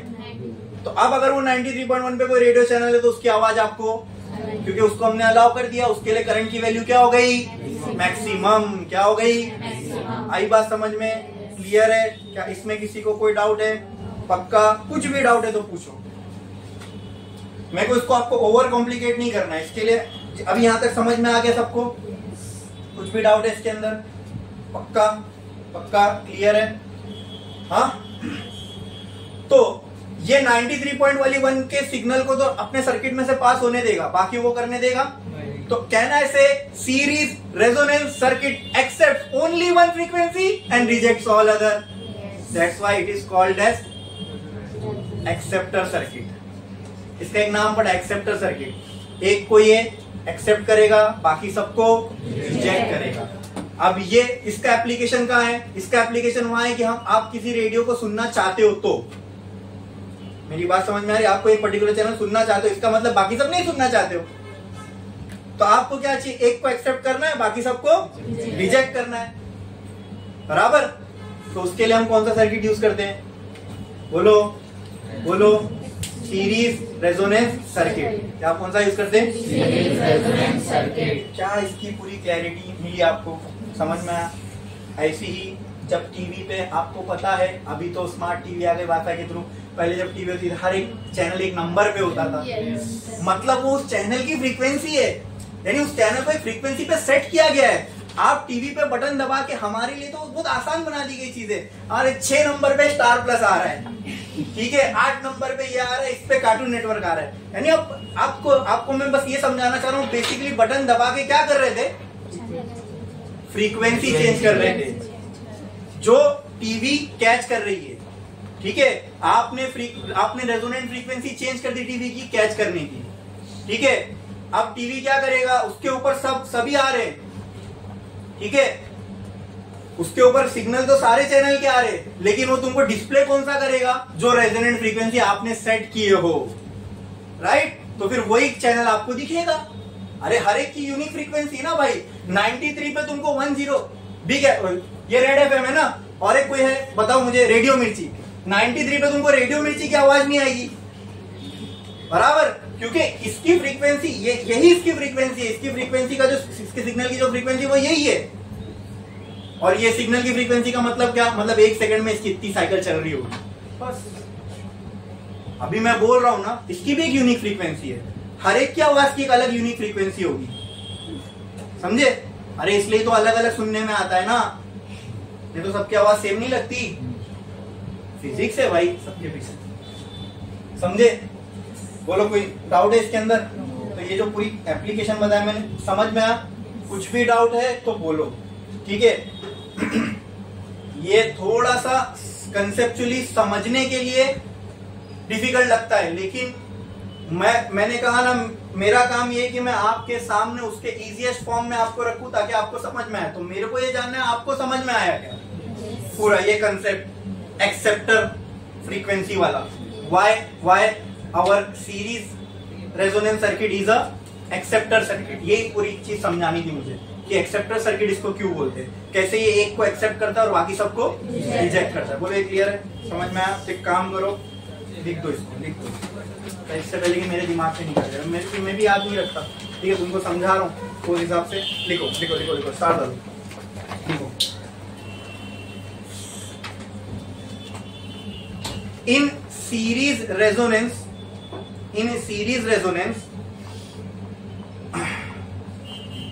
the current becomes maximum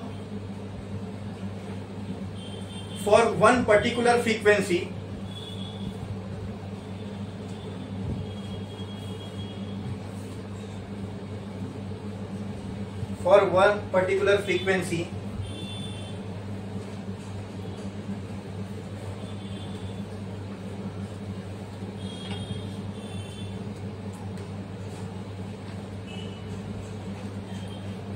which we call as resonant frequency.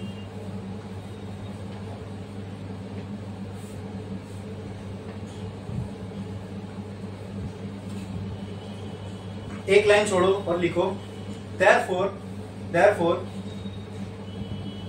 the circuit allows the signal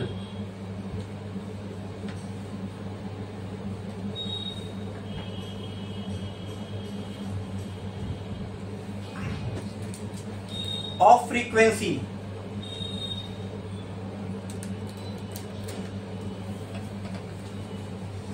which matches the resonant frequency of circuit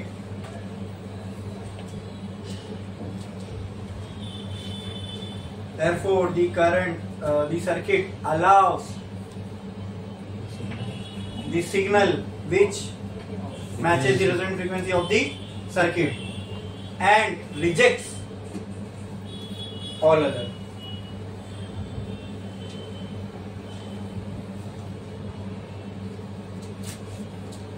and rejects all other.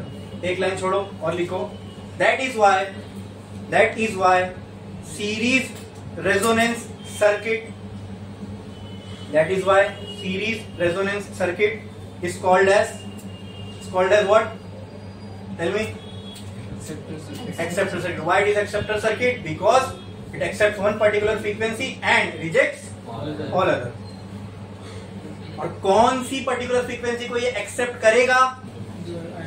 जो हमने रेजोनेंट सेट करके रखी है। एक बात समझ में? तो हम जब बोलते हैं कि हम मोबाइल में फ्रीक्वेंसी चेंज कर रहे हैं, तो बेसिकली हम फ्रीक्वेंसी नहीं, हम और स्पेसिफिक बोलना पड़ेगा, रेजोनेंट फ्रीक्वेंसी चेंज कर रहे हैं। ठीक है, क्लियर है? ओके, आपने एक ये समझ में आ गया क्यों ये एक्सेप्टर सर्किट होगा, इसके लिए पूरी कहानी मैंने बताया। अब आपको मान लो ये होगा करंट का ग्राफ, ये हो गई करंट की मैक्सिमम वैल्यू, बोलो क्लियर है? अब बहुत मजेदार चीज अभी हम लोग समझने वाले हैं। करंट मैक्सिमम कहां पे होगा? FR पे, बराबर? क्लियर है? ठीक है, ये FR की वैल्यू यहां वहां चेंज हो सकती है, चेंज हो सकती है। अगर FR की वैल्यू यहां पे आ जाएगी तो ग्राफ कैसा होगा? ऐसा, बोलो क्लियर है? ये FR1 बोलता हूँ, ये FR2, ये हुई कैसे? ये FR1 से रेजोनेंट फ्रीक्वेंसी पहले FR1 थी, अब FR2 कैसे हुई? हाँ, LC को चेंज करके, L और C की वैल्यू को चेंज करके। वेरी गुड, ठीक है, क्लियर है? अब एग्जांपल लेते हैं, ये FR1 है, लेट से यहाँ पे ये था 93.1, ठीक है? FR1 की वैल्यू मैं बोल रहा हूं, मैंने सेट की 93.1, राइट? अब इत्तेफाक से 93.1 पे एक रेडियो चैनल था, जैसे मैंने FR1 सेट किया, वो रेडियो की आवाज मुझे सुनने आने लगी। बोलो क्लियर है? बोलो क्लियर है? अब मैं क्या किया,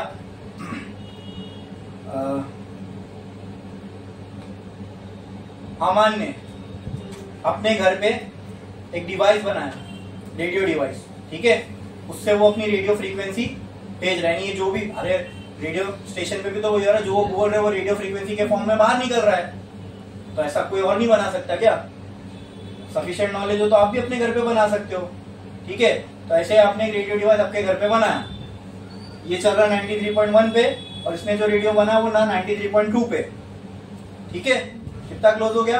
यानी अमान का जो रेडियो वाला चैनल है उसकी फ्रीक्वेंसी कितनी है? 93.2, ठीक है? मुझे क्या सुनना है? उसमें अरिजीत के गाने बज रहे हैं या जो भी आपको पसंद है उसके सॉन्ग वहां पे चल रहे हैं, ठीक है? आपको मालूम पड़ा आज, हाँ, या ये सेलिब्रिटी आज इस पे आने वाला है, ठीक है, ज्ञान देगा, चलो सुनते हैं, तो चालू किया आपने। अब वहां पे पीछे से चिल्लम चिल्ली की आवाज आ रही है, अमान अपने दोस्तों से लड़ाई कर रहा है, घर पे झगड़ा हो गया इन लोग का। अब लेकिन उसका रेडियो चालू है। अब मैं बताना आपसे ये चाह रहा हूं, समझो इस चीज को, कि इसका जो रेडियो चैनल है वो कितने पे, उसकी फ्रीक्वेंसी क्या है? 93.2। मुझे क्या सुनना है? तो मैंने भले 93.1 सेट किया हूं, लेकिन ये अगर 93.2 है क्या, तो क्या 93.1 यही होगा? यही होगा?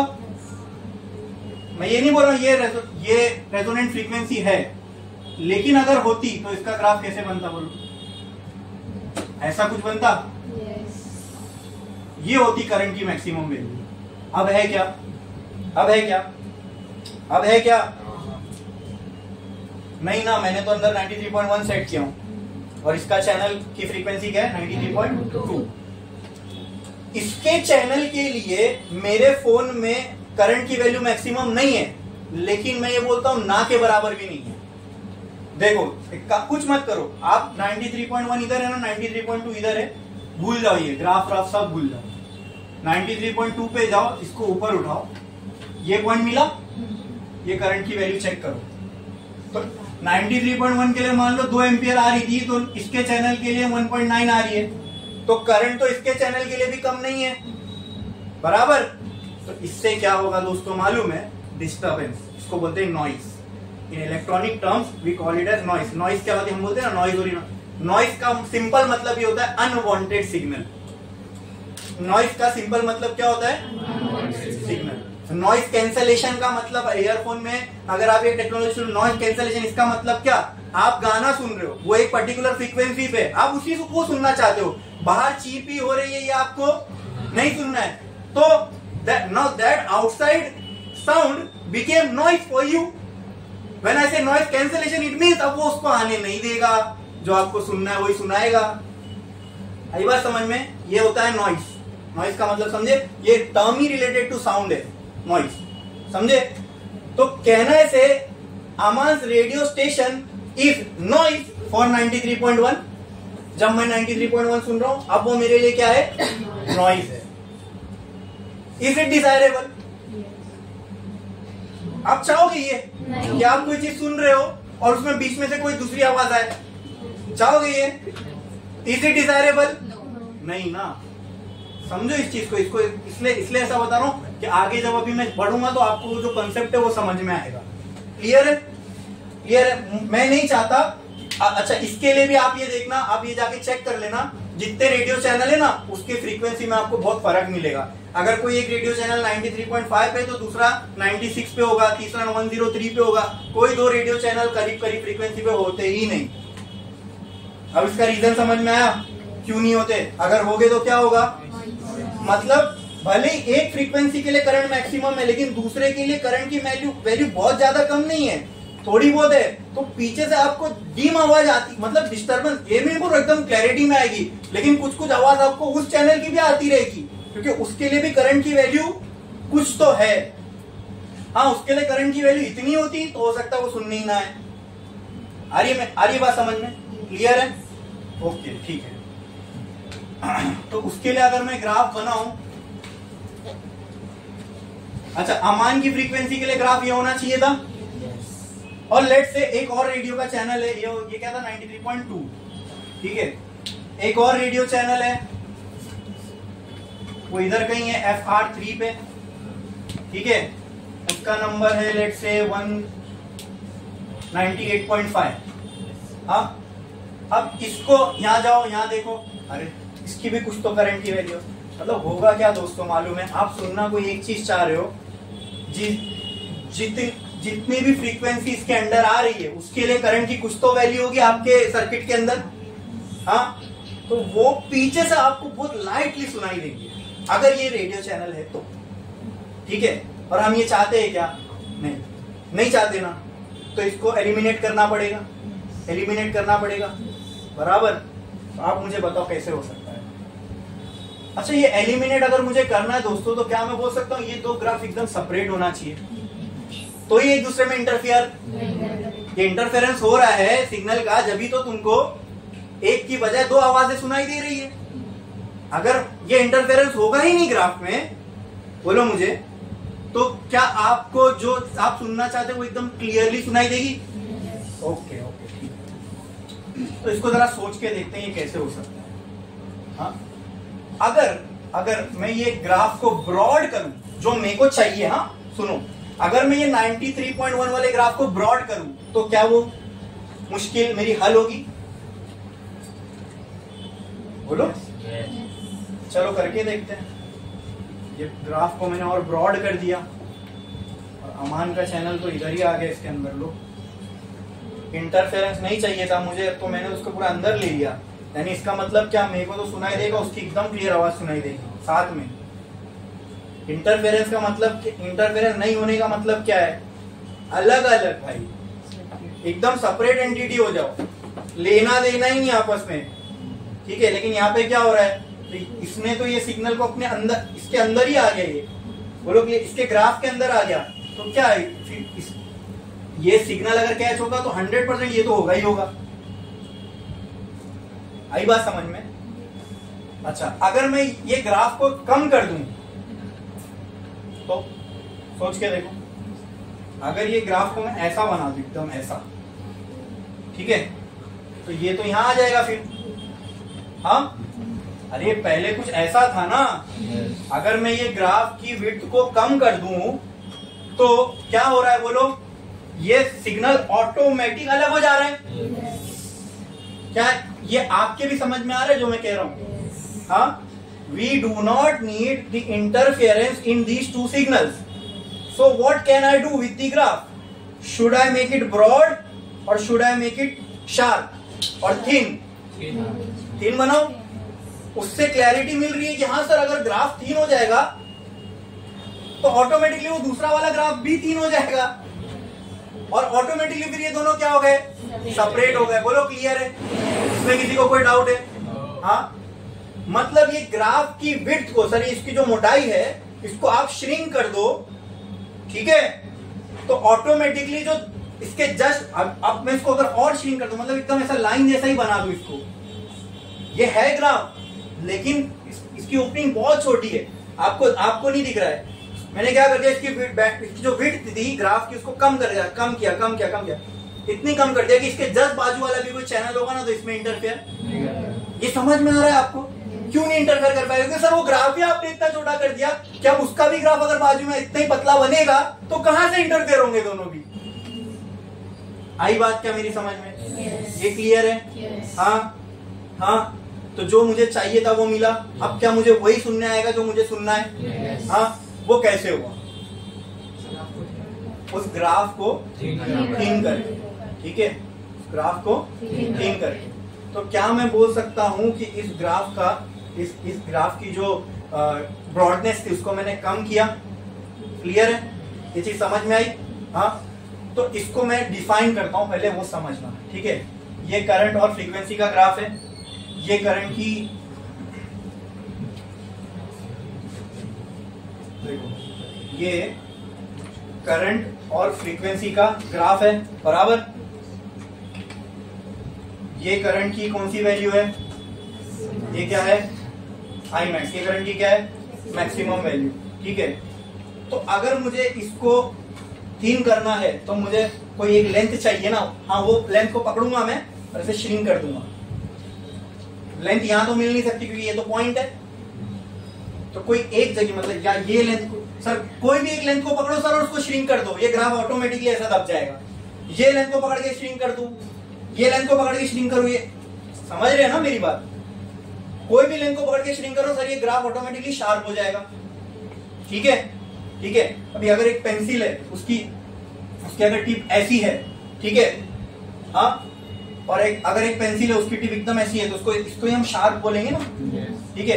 इसको जितना मैं छोटा करते जाऊंगा ये उतना शार्प होता जाएगा। इसको बोलते हैं सिग्नल का शार्प होना, शार्पनेस ऑफ सिग्नल। क्या बोलते हैं? ये एक सिग्नल ही तो है, एक पल्स ही तो है, ये शार्प होती जा रही है, तो इसको क्या बोलते हैं? सिग्नल का शार्प होना। क्या बोलते हैं? सिग्नल का शार्प। ये जितना पतला होता जाएगा उतना सिग्नल मेरा शार्प। शार्प का मतलब क्या? उतनी क्रिस्प आवाज मुझे वही आएगी जो मुझे सुनना है, बाकी सब मुझे नहीं मिलेगा। शार्प का मतलब यही होता है ना, एकदम स्लीक, जो चाहिए वही, ठीक है। तो सर उसके लिए कोई तो एक लेंथ पकड़ो और उसको श्रिंक कर दो, तो अब इसमें तो कई इनफाइनाइट लेंथ मिलेंगी मुझे। तो मैंने क्या किया, करंट के लिए कोई एक फिक्स वैल्यू हमने डिफाइन की है क्या? एसी में हम करंट की कोई फिक्स वैल्यू डिफाइन किए क्या? जब एसी करंट फ्लो होगा और हमें एक करंट की वैल्यू चाहिए तो हम कौन सी वैल्यू पकड़ेंगे? सोचो, अरे सोचो। अगर हमें एसी पे कुछ चीज बनानी है और उसमें करंट की एक फिक्स वैल्यू चाहिए तो हम कौन सी पकड़ के चलेंगे? हाँ, सोचो ना यार, इतने अभी तो इतना सब हमने कर दिया। कौन सी? सिंपल एक ही। तो अगर एसी के लिए कोई चीज बनानी है और करंट की एक फिक्स वैल्यू चाहिए तो हम सिंपल कौन सी लेंगे? उसी के लिए तो आरएमएस निकाले थे, बराबर। तो आरएमएस वैल्यू क्या होती है? I RMS is equal to I naught by, मतलब इतना तो पक्का है, आरएमएस जो भी होगा आई नॉट से कम होगा। कहीं भी कम, मतलब यहाँ नीचे कहीं भी हो सकता है, कहीं भी मैंने एक पॉइंट ले लिया, ये मैंने कह दिया ये है आरएमएस करंट की वैल्यू। किसकी वैल्यू? और आरएमएस करंट की वैल्यू के करस्पॉन्डिंग इस ग्राफ की कुछ विड्थ होगी, बस उसी को कम कर दो। एक विड्थ की तो चाहिए थी ना जिसको पकड़ के कम करना था, उसी को। Now the width of the graph corresponding to I RMS is called as, ऐसा बैंडविड्थ तुमको कोई नहीं समझाएगा, ठीक है। इसको बोलते हैं बैंडविड्थ, सिग्नल की बैंडविड्थ। जितनी मोबाइल कंपनीज है वो ये बैंडविड्थ को कम करना चाह रही है। क्यों कम करना चाह रही है? क्योंकि जितना ये कम होगा उतना जो सामने वाले की आवाज है वो तुमको और क्लियर और अच्छे से सुनाएगी, इसमें कोई इंटरफेरेंस नहीं होगा। आई बात समझ में? हाँ, इतने टाइम तक क्यों, मतलब अभी कुछ 10-20 साल के अंदर फोन जो इतने आम हो गए, इससे पहले वायर वाले फोन चलते थे। क्यों चलते थे? क्योंकि हमने सिग्नल को उतना रिफाइन कर ही नहीं पाए थे, ठीक है, मतलब बैंडविड्थ हम इतनी सिग्नल की कम कर ही नहीं पाए थे जिससे कि क्लियरली सामने वाले को आवाज सुनाई दे, इसलिए तब तक वायर वाले ही फोन चलते थे। जब हमारे पास वो टेक्नोलॉजी आई कि हम बैंडविड्थ को इतना रिफाइन, इतना शार्प कर सके, तो फोन आ गए हमारे हाथ में, फिर हम वायरलेसली बात करने लगे। ये सब चीज फिर वेव के फॉर्म में, सिग्नल के फॉर्म में यहाँ से वहां ट्रांसमिट होने लगी। बोलो क्लियर है? पहले केबल भी तो वायर से ही आता था, टीवी टेलीविजन वायर से ही चलते थे, फिर सैटेलाइट हो गया, तो सब क्या है, फ्रीक्वेंसी, वेव, सिग्नल, उसी के फॉर्म में। डिश क्या करती है? डिश जो बाहर लगी होती है, हाँ, वो फ्रीक्वेंसी को ही तो कैच करती है। जो फ्रीक्वेंसी तुमने सेट की है वही फ्रीक्वेंसी कैच करके वो टीवी पे प्रोजेक्ट कर देगा। आई बात समझ में? हाँ, क्लियर है? और बैंडविड्थ, मतलब तो आप मुझे बताओ, बैंडविड्थ के साथ क्या करूं सिग्नल के शार्प होने के लिए? कम से कम रखो सर। एक सिग्नल की बैंडविड्थ जितनी कम होगी तो क्या मैं बोल सकता हूं वो सिग्नल उतना शार्प होगा? समझ गए ना आप? ये पूरा इलेक्ट्रॉनिक्स का पार्ट है। जब कोई इलेक्ट्रॉनिक इंजीनियरिंग करता है ना, तो उनमें फिर उन लोगों को ये सब चीजें पढ़ाई जाती है। समझ में आया? और एकदम क्लैरिटी में समझ में आया बैंडविड्थ क्या है? The width of the IF graph corresponding to RMS current. The width of the I versus F graph corresponding to RMS current is called as bandwidth. अब तुमको एकदम क्लियर समझ है सर? वो मैंने पूरा वो चैनल का एग्जांपल देके समझा सर, ये बैंडविड्थ जितनी कम रखोगे उतना शार्प सिग्नल होगा, मतलब उतना नॉइस कम होगी। एग्जैक्टली, ये बात समझ में? हाँ, तो फोन कंपनीज ये सारे क्या करना चाहते हैं? अपने बैंडविड्थ को कम से कम रखना चाहते हैं। जितनी बैंडविड्थ कम होगी उससे क्या होगा, उनका सिग्नल उतना ही शार्प होगा, उतना ही अच्छा होगा, उसमें कोई इंटरफेरेंस किसी को नहीं पता। इंटरफेरेंस होगा सिग्नल के अंदर तो प्रॉब्लम्स क्रिएट करेगा। आई बात समझ में? क्लियर है? समझ में आया? बोलो, बैंडविड्थ का कॉन्सेप्ट समझ में आया सबको? क्या होती है बैंडविड्थ? और बैंडविड्थ के साथ खेल के हम क्या कर सकते हैं वो भी समझ में आया? हाँ, सिग्नल की क्वालिटी को सिंपल। हाँ, तो अब मैं शार्पनेस से आ जाता हूँ क्वालिटी पे। क्या मैं बोल सकता हूँ कि बैंडविड्थ जितनी कम होगी उतना क्वालिटी ऑफ सिग्नल अच्छा होगा, और बैंडविड्थ जितनी ज्यादा होगी उतना क्वालिटी ऑफ सिग्नल खराब नहीं। ये खराब बोल सकता हूँ क्यों? क्योंकि फिर उसमें इंटरफेरेंस बहुत होंगे, तो ऐसे सिग्नल को अच्छा बोल ही नहीं सकते ना। आ रही बात समझ में? बोलो क्लियर है? अब क्योंकि सिग्नल की क्वालिटी अच्छी, बैंडविड्थ कम करने से सिग्नल की क्वालिटी अच्छी हो गई, बराबर, तो हमने क्या कर दिया, बार बार बैंडविड्थ ये सब पकड़ने से अच्छा है मैंने क्या कर दिया, क्वालिटी एक चीज डिफाइन कर दी कि भाई ये एक चीज डिफाइन कर दी, क्वालिटी फैक्टर, मतलब ये ज्यादा तो सिग्नल अच्छा, ये कम तो सिग्नल खराब। अब आम लोगों को नहीं समझ में आता ना भाई बैंडविड्थ कम है इसलिए फ्रीक्वेंसी बढ़ेगी और ये अच्छा होगा, ऐसा नहीं। साधारण भाषा में इसको समझाने के लिए मैंने क्या डिफाइन कर दिया, एक टर्म डिफाइन कर दिया जिसका नाम मैंने दिया क्वालिटी फैक्टर। अगर क्वालिटी फैक्टर ज्यादा तो सिग्नल अच्छा, क्वालिटी फैक्टर कम तो सिग्नल, तो एकदम सिंपल है ना समझने के लिए। जैसे क्वालिटी फैक्टर की वैल्यू अगर मैं मान लो 0 से 10 तक डिफाइन कर दिया हूँ, ठीक है, तो आप बोलोगे सर 10 जिसका क्वालिटी फैक्टर है जिस सिग्नल का वो सिग्नल अच्छा। अरे देखो तुम खुद आंसर दे पा रहे हो, क्वालिटी फैक्टर की सिग्नल का 1 है मतलब वो सिग्नल खराब। अब मैं तुमको बैंडविड्थ बोल दूं सिग्नल की इतनी, तो क्या डिसाइड कर पाओगे इससे? फिर तुमको जाके देखना पड़ेगा ये बाकी सिग्नल की बैंडविड्थ कितनी है, फिर आप कंपेयर कर पाओगे ना। तो उससे अच्छा मैंने क्या कर सीधा क्वालिटी फैक्टर एक टर्म डिफाइन कर दिया, देखो ये क्वालिटी फैक्टर है, ये ज्यादा तो सिग्नल अच्छा, ये कम तो सिग्नल खराब। तो मुझे बता क्वालिटी फैक्टर ज्यादा है तो सिग्नल अच्छा। अब यहाँ से आप ये भी बोल सकते हो सिग्नल अच्छा तो बैंडविड्थ कैसी होगी, कम होगी, ज्यादा होगी, कम होगी, है ना। देखो देखो देखो आप आंसर दे पा रहे हो, ठीक है। क्वालिटी फैक्टर कम मतलब सिग्नल खराब, सिग्नल खराब इसका मतलब बैंडविड्थ कैसी होगी, ब्रॉड होगी। बैंडविड्थ ब्रॉड होगी मतलब उसके अंदर नॉइज होगी, यस होगी। अरे बात समझ में, उसमें इंटरफेरेंस होगा दूसरे सिग्नल्स का, यस होगा। आई बात समझ में, क्लियर है, ठीक है। तो एक लाइन छोड़ो, स्टार डालो और लिखो बैंडविड्थ, बैंडविड्थ BANDWIDTH, बैंडविड्थ। इसका पहले मैं आपको डेफिनेशन बोल रहा हूँ वो लिखो, इसका जो डेफिनेशन बोल रहा हूँ वो लिखो, देखो the width of the width of I versus F graph. The width of I versus F graph. The width of I versus F graph corresponding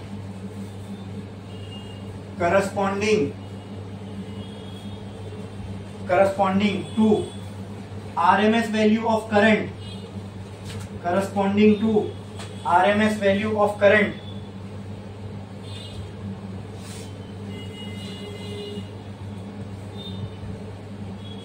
Corresponding to RMS value of current is called as bandwidth.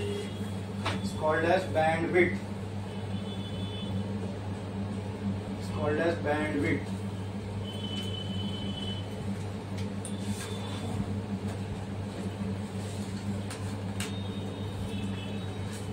बना लो ये।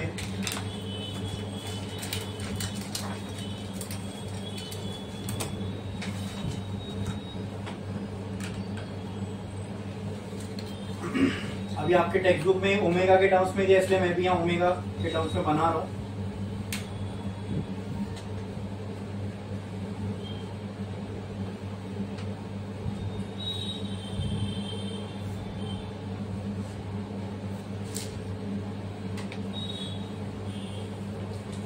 बना लिए?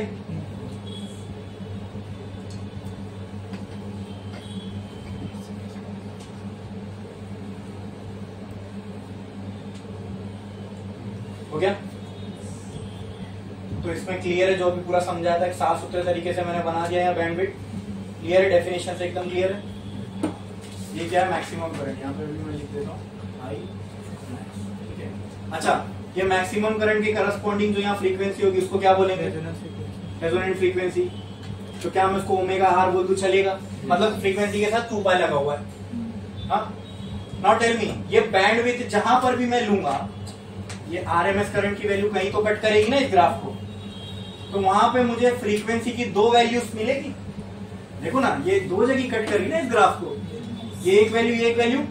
Late the first value be, तो यहां से यहां तक जो होगा, क्या मैं इसको ओमेगा 1 बोल सकता हूं? और यहां से यहां तक की जो वैल्यू होगी, लेट दिस बी ओमेगा 2। तो कहना है से ये मेरी बैंडविड्थ है। तो कहना है से ये, इसको मैं डेल्टा ओमेगा बोल दूं चलेगा? तो कहना है से delta omega is omega 2 minus omega 1, और यही है मेरी बैंडविड्थ। बोलो क्लियर है? समझ में आया? हाँ, और हम लोग को इसका डेरिवेशन नहीं है, ठीक है, लेकिन मैं आपको डायरेक्टली बोलता हूं, ये है बैंडविड्थ। और इसका अपने पास डायरेक्ट फॉर्मूला है R/L। ठीक है, फॉर्मूला क्या आता है अपने को? R/L। बोलो क्लियर है? छापो। और अगर इसको फ्रीक्वेंसी के टर्म्स में लिखना है तो क्या हो जाएगा, ये बोलो? क्या मैं बोल सकता हूं? Delta F will be equal to R/2/L। हाँ, बस 2 पाई को वहां फेंक दो। तो ये था बैंडविड्थ के रिलेटेड मैथमेटिकल रिलेशन। छापो जल्दी।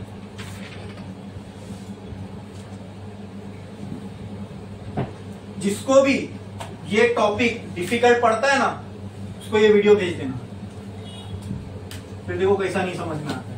आप लोग को समझ में आएगा? पहले वो बताओ। Yes. अच्छे से? Yes. ठीक है, ठीक है।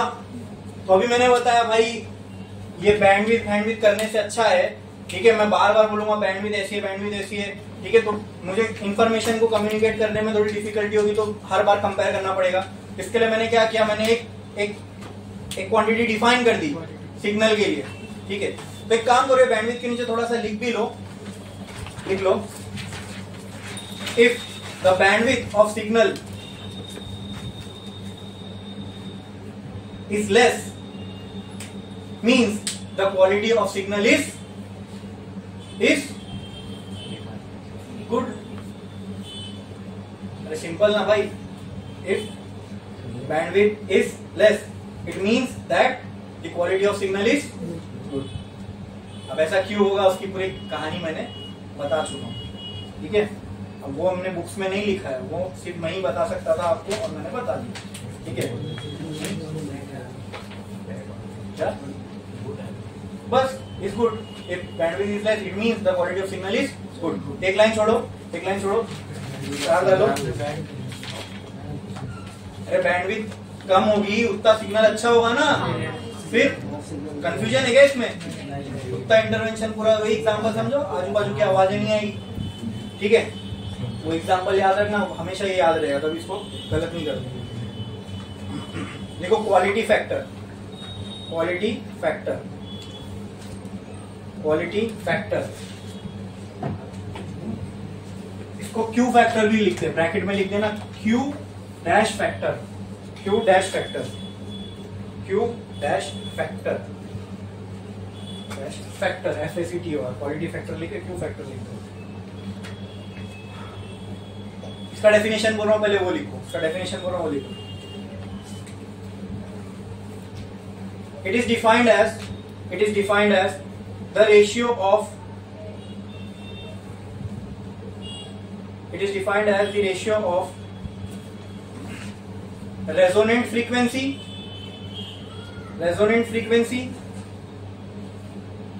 to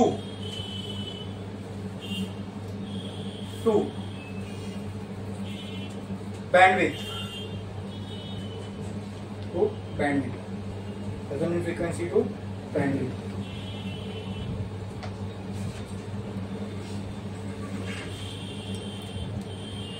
क्लियर है? तो इसके नीचे आप ये चीज लिख सकते हो, या simple quality factor Q factor is equal to, क्या था इसका formula? Ratio of resonant frequency क्या है? FR बैंडविड्थ, चलो वो बैंडविड्थ मैं ओमेगा आर के टर्म्स में लिखता हूँ, बैंडविड्थ क्या है? डेल्टा ओमेगा, ठीक है। तो ओमेगा आर को क्या मैं 2 पाई FR लिख सकता हूँ? डेल्टा ओमेगा मेरे लिए क्या आया? डेल्टा ओमेगा क्या आया? बोलो, R बाय L, ठीक है। अगर इसको फ्रीक्वेंसी के टर्म में लिखूंगा तो इंटू 2 पाई भी आ जाएगा।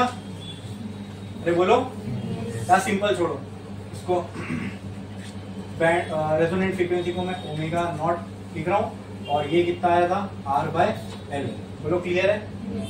ओमेगा R, ठीक है। ये मुझे बताओ FR का फॉर्मूला क्या था? 1/2 पाई अंडर रूट LC।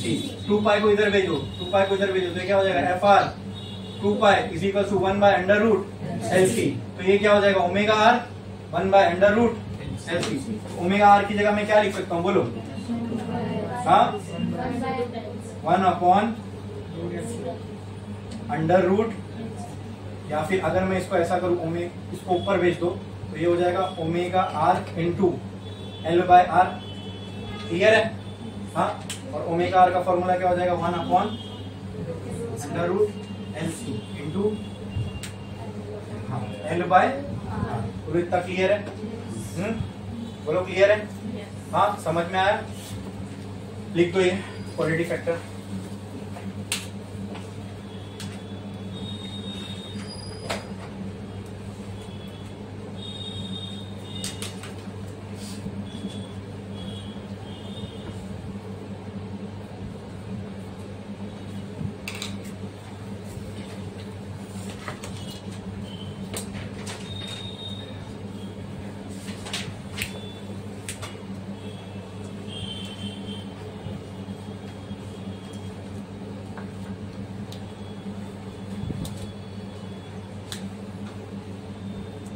ठीक है?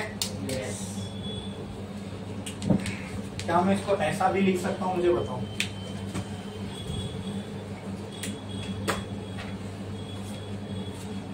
Q factor can also be written as 1/R को मैं यहां रख देता हूं, बचेगा क्या? बोलो, 1/अंडर रूट LC इंटू L, ऐसा बोलो। 1/R को यहां कर दिया। अगर मैं इसको स्क्वायर करूं और रूट करूं तो क्या मैंने कुछ गलत किया?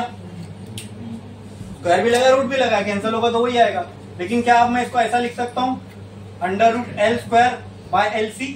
तो कहना है इसका कैंसिल आउट दिस, कहना से 1/r into under root L by C. ये आ गया किसका फॉर्मूला?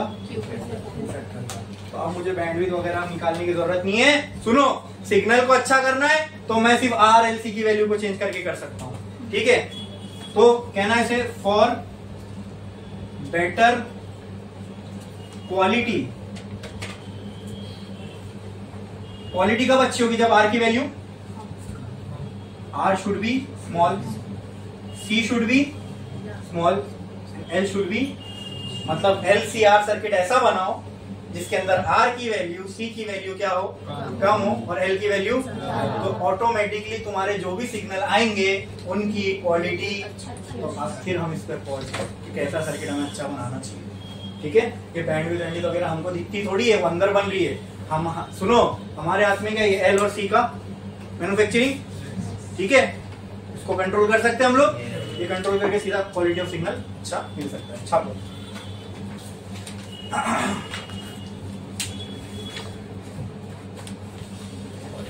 आज के लिए बस इतना ही, ठीक है। इसके बाद कुछ टॉपिक्स हमारे बचे हैं, उसको हम करेंगे नेक्स्ट लेक्चर में। सबको अच्छे से ये चीज समझ में आई? yes. हाँ, तो ये थोड़ा सा इसमें बोल सकते हो समझने के लिए थोड़ा सा कॉम्प्लेक्स टॉपिक था, और इसमें समझाने में भी थोड़ा एफर्ट लगता है, ठीक है। तो आई होप आप लोगों को पूरा अच्छे से समझ में आया होगा, एकदम क्लियरली बोलो, समझा? yes. सिग्नल वगैरह सब अच्छे से समझ में आया? yes. कैसे अच्छा होगा वो भी समझ में आया? yes. ठीक है, बाकी का नेक्स्ट लेक्चर।